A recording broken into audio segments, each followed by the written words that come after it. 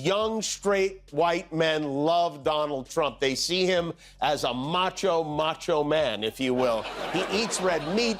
He pretends to follow UFC. He's into crypto and sneakers and NFTs. He's a dude, a bro, and a boss all rolled into one. According to a recent poll from the New York Times, Trump is leading Harris among male voters by 17 points. But is he the strong alpha man these men believe him to be? Not according to one of the toughest guys I know he isn't. Fellas, we gotta talk. A lot of men seem to think that Donald Trump is some kind of tough guy. He's not. Imagine Donald Trump waking up, checking Twitter, and realizing he just got roasted by Drax the Destroyer and a late-night comedian with zero chill. Dave Bautista came swinging with the truth bombs. Jimmy Kimmel followed up with the comedy haymakers. And Trump? He's somewhere Googling how to sue sarcasm. This isn't just a takedown. It's a tag team comedy demolition of epic proportions. You won't believe what they said, but you'll absolutely want to hear every second of it. Cheats at golf. He creeps around beauty pageant dressing rooms. You know that little dance he does? He looks like he's jacking off a pair of giraffes. He's moody, he pouts, he throws tantrums. No, get those lights off! He acts like a 5-year-old behind the wheel of a truck. He bends over for Putin. He's cattier on social media than a middle school mean girl. The guy needs help walking downhill. Almost there, Grandma. So this November, let's stop kidding ourselves. Donald Trump is afraid of rain, of dogs, of windmills, Merle Streep, and being laughed at. You know things are getting weird when Dave Bautista, yes, the man who once wore red body paint and beat aliens with tree branches, is suddenly the voice of political reason. And even weirder, he's making more sense than the guy who used to have access to nuclear codes. That's right, Bautista, with all his wrestling bravado and Marvel punchlines, just flattened Donald Trump's credibility like a folding chair at WrestleMania. And then Jimmy Kimmel showed up with a flamethrower made entirely of sarcasm and punchlines. Guy's barely strong enough to hold an umbrella.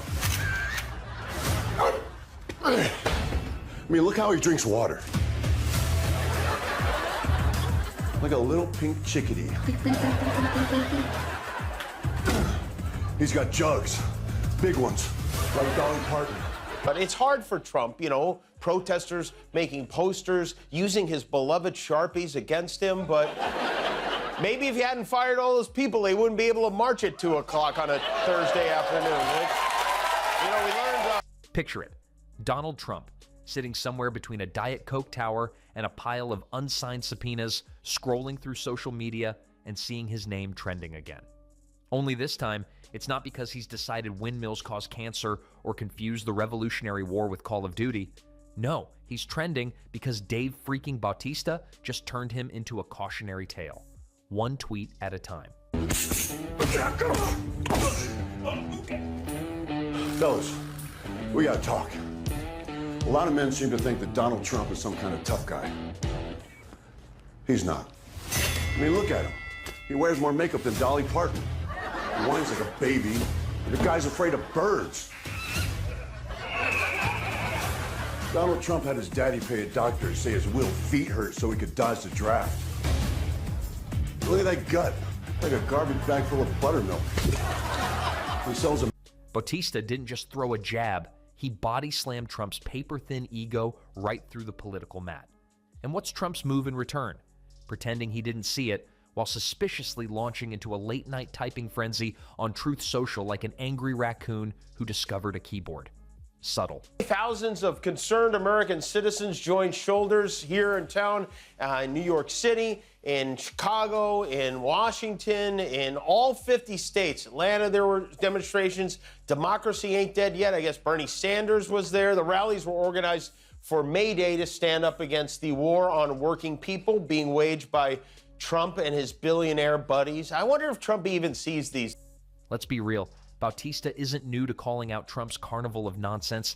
He's been throwing shade since the 2016 campaign, when most celebrities were still trying to figure out if Trump's run was a prank or a publicity stunt for another reality show. But this latest jab hit differently, because it landed during Trump's perfect storm of disasters.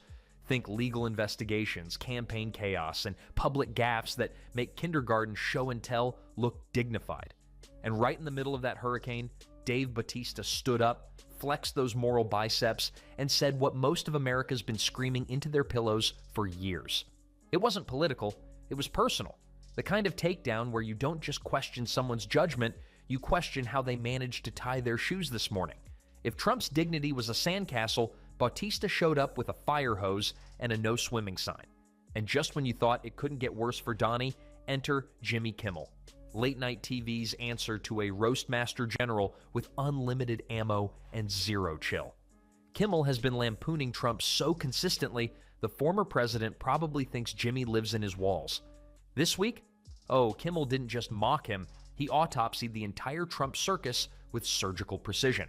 While Trump fumbles through campaign rallies like he's trying to remember if Kansas is next to Canada, Kimmel's been slicing through the nonsense with jokes so sharp they could legally be classified as weapons. Rock is also throwing his hat in the ring a little bit too. I don't think so. You don't think so? You think it's I don't think you. I mean, I don't know for sure. I haven't spoken to him about this. I haven't heard him talk politics or presidential race. But I've heard it mentioned to me a couple times as kind of a joke. I thought it was a joke anyway. But he'd make a much better president than Donald Trump. But I've said that before. Because he's a smart individual and His latest rant didn't just land, it stuck, like glitter, like herpes, like that weird Trump steak commercial you can't unsee. He mocked the contradictions, the grandiosity, the endless parade of ego and confusion that Trump wraps in a red tie and sells as leadership. Trump, of course, played it cool by doing the opposite of playing it cool. Instead of ignoring it like a normal adult, he went into full rage mode. Think toddler throwing Legos because someone questioned the structural integrity of their imaginary skyscraper. And every angry response just confirmed what we already know. Sarcasm is Trump's kryptonite. You can't build a wall around irony, Don. But here's what makes this roast different. It's not just that celebrities are dunking on Trump. That's practically a weekly sport at this point. It's which celebrities are doing it and how. Dave Bautista isn't just some pretty face with biceps bigger than Trump's voter base in New York. He's thoughtful, loud, and scarily accurate. And Jimmy Kimmel? He's the guy who turned monologues into national therapy sessions. The timing couldn't be worse. For Trump, that is. He's already under enough heat to roast marshmallows at this point.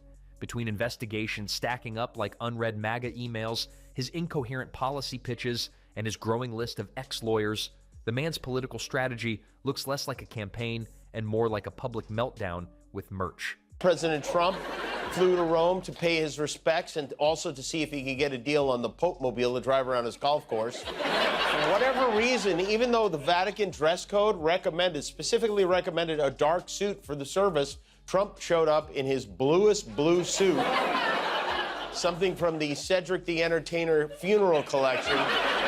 You know, Fox News, you may remember, had a collective aneurysm when President Obama wore a tan suit to a press briefing. Man, oh man, if Obama wore in a blue suit to the Pope's funeral, Sean Hannity's head would explode inside Trump's ass. So when Bautista and Kimmel came in swinging, they didn't just poke the bear, they drop-kicked it back into hibernation. Let's not forget how much Trump hates being mocked, especially by celebrities. The man treats celebrity status like it's currency and simultaneously hates that none of them want to be seen in the same zip code as him anymore. Which is hilarious because back in the day, he clung to celebrity endorsements like they were golden toilet handles.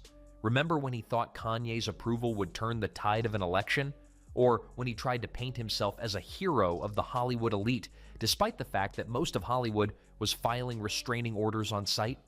This is a guy who wants to be adored by famous people, but somehow manages to only impress pillow salesmen and washed-up sitcom stars from the 80s. And that's what makes this so perfect. Dave Bautista isn't just famous, he's cool and famous. The kind of guy who can wear sunglasses indoors and nobody questions it. And Jimmy Kimmel? He's the sarcastic dad America actually wants. When they roast Trump, it stings harder because it comes from people who exist in the real world. A world where facts matter, where logic exists, and where pretending to be a billionaire doesn't get you out of subpoenas. So I think things are going to tighten up, and the NRA won't have so much, say in what we do. I hope, I hope, but who knows? I mean, I'm also one of those people who said that, Trump, no fucking way is he ever going to be president of the United States. Right. So now, who knows? Do you think he's a two-term president?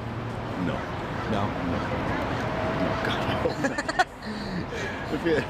If he got voted in, if he lasts his full term, I may grab my wife and my dogs and pack up and. But perhaps the best part of this entire situation is watching the internet explode. Twitter, Reddit, Instagram. It's like watching a clown car catch fire while people throw popcorn from the sidelines. The memes alone, glorious. Trump supporters tried to clap back, but the best they could muster was something about loyalty and real men, which is rich coming from a group whose alpha male once complained about wind messing up his hair. You see, this wasn't just a funny moment, it was a mirror, one that reflects exactly how absurd the whole Trump narrative has become. He can try to spin, distract, and project all he wants, but when you've got Drax and a late-night host laughing at your entire existence, the illusion of control kind of falls apart. And just when you thought the roast was over and Trump might crawl back into his golden-tiled bunker to lick his ego wounds, nope. Because here's the thing. This isn't just about Dave Bautista flexing on Twitter or Jimmy Kimmel delivering a verbal suplex for late-night ratings. This is the bigger picture. The endless, mesmerizing, flaming carousel of Trump getting publicly roasted like a rotisserie chicken with a toupee. A dark suit did not go unnoticed, so the White House press secretary pushed back. She said the president looked great and presidential alongside our stunning first lady, who was, as usual, dressed perfectly for the occasion. And she's right about Melania. I don't know about stunning, but she definitely looks stunned. Show them together, because this is the happiest I've ever seen these two together. It's like they're on their second honeymoon or something. And then the president either went deep in prayer or deep asleep. I don't know. And there's a reason it keeps happening. Spoiler, it's not because he's a misunderstood genius being unfairly targeted. It's because he practically begs for it. Let's start with the man's obsession. No, fixation. No, absolute life force dependency on celebrity status. Trump's relationship with Hollywood is like a high schooler desperately trying to sit at the cool kids table while calling them losers from across the cafeteria. He loathes the industry, claims it's elitist, liberal, and failing, which is rich coming from the guy whose star on the Hollywood Walk of Fame has more security footage than the Pentagon. And yet, he name-drops celebrities like Pokemon cards he's dying to collect. One second he's bragging about knowing Kanye, the next he's throwing tantrums when Taylor Swift supports a Democrat. This is a man who hosted The Apprentice because no one gave him a real movie role. He built an entire image on the illusion of fame, and now that Hollywood openly mocks him, it's like his fragile mirror of self-worth has cracked harder than his border wall during hurricane season. The love-hate dynamic isn't new, but it is increasingly pathetic. He's the guy who claims he never watches award shows, then rage posts because no one thanked him in their acceptance speech. I am in a great mood, too. I've had a day of revelry and jubilation as I celebrate Donald Trump's 100th day in office. I assume there'd be a big round of applause. No? We have, 100 days behind us and only 13 more 100 days to go. It's been an historic 100 days. Some would say prehistoric. It is difficult to give Trump's first 100 days a grade, but if I had to, I'd say it falls somewhere between F and U. But the real kicker? Trump's bravado is backfiring. His whole public persona is one giant dare to comedians. The over-the-top hand gestures, the toddler meets CEO vocabulary, the puffed-up machismo, it's all ripe for ridicule. He created a character so cartoonish, even the best parody writers can't improve it. And when that character slips, whether he's mistaking city names or inventing policies on the fly, the entire house of ego topples like a Trump casino in bankruptcy court. Again. And every time he gets roasted, it's not just for laughs. The roast is a mirror. A big, shiny, gold-plated mirror reflecting every insecurity he tries to bury under red hats and campaign flags. The jokes don't just hurt because they're mean. They sting because they're accurate. Bautista mocking his leadership? That's not just shade, it's commentary. Kimmel dragging his intelligence? That's not comedy, it's civic duty. It's like watching a roast of the emperor with no clothes, except the emperor is still insisting his invisible outfit is the best suit anyone's ever worn. So here comes the final punch, and it's wrapped in punchlines. Comedy is now a political weapon. In a world where facts get spun into cotton candy, jokes have become truth's last line of defense. Think about The Rock, possibly running. Yeah, I'd vote for him. You vote for him? You think he'd make a good president? I think he's a better candidate than Trump. Okay. I think Trump can win. Anybody can probably win. True. The Rock could definitely win. Comedians are now the watchdogs, the jesters who saw through the throne and realized the king was a guy with a spray tan and Wi-Fi rage issues.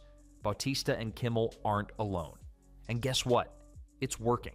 Because Trump's true kryptonite isn't the legal system or political challengers or even facts. It's sarcasm.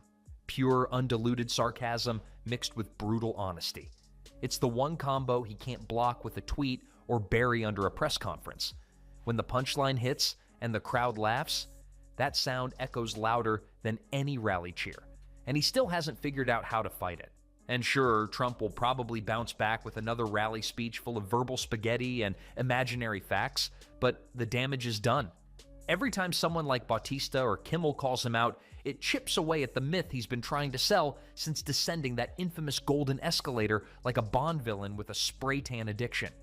This is what happens when truth meets showbiz, when muscle meets Mike, when sarcasm meets a man who takes himself way too seriously. The Election Commission will soon be required to report their locations every day. Everyone at the FEC received an email that said every day they'll have to verify where they are to make sure they aren't working remotely. You know, few stories capture the unicorn, that is Donald Trump, better than him wanting daily reports to make sure these guys are in the office while he is on a golf course in Florida cruising around in his cart. Trump, you'll be shocked to learn, headed to Mar-a-Lago tonight for another 3-day weekend. This is his 10th weekend trip to Mar-a-Lago since he took office 102 days ago. I hope somebody gave Melania a heads up. He's coming, he's early. But Trump's weakness isn't just logic or accountability, it's being laughed at. And this week, the laughs were deafening. Let's not underestimate how much this matters. Comedy isn't just entertainment. It's cultural commentary wrapped in punchlines. When the comedians and the action heroes are louder than the political pundits, it means people are listening. More importantly, it means they're paying attention. Because nothing exposes hypocrisy like humor. Nothing deflates ego like mockery. Meanwhile, the rest of us will be rewatching Bautista's one-liner and Kimmel's monologue with popcorn in hand. This isn't just entertainment. It's a warning. Trump might be trying to stage a comeback, but the roast brigade has his number. And if Trump didn't like the burn, well, maybe he should have stayed in reality TV. At least there, the drama was supposed to be fake.